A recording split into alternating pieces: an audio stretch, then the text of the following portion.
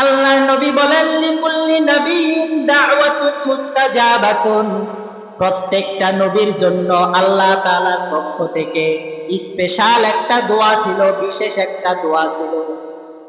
নবী বলেন, ফাতাআজ্জালা কুল্লু নাবিয়্যিন দাওয়াতাহু, এই স্পেশাল দোয়াটা, এই দামি দোয়াটা দুনিয়ার সমস্ত নবীরা দুনিয়ায় থাকতেই করে গেছে। এই দোয়াটা আল্লাহর কাছে এই দোয়া করে যা চাইবে আল্লাহ তাআলা তাকে তা সাথে সাথে দিবে।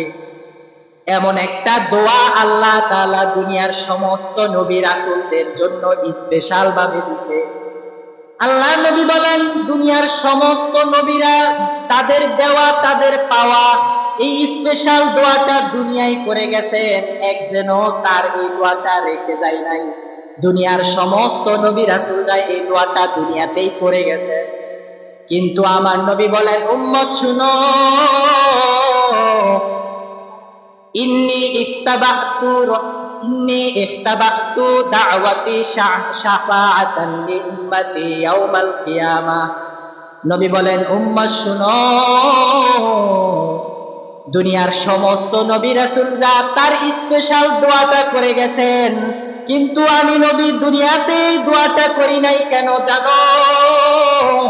কারণ এই দোয়াটা আমি নবী আমার উম্মতের জন্য কিয়ামতের দিন রেখে দিছি।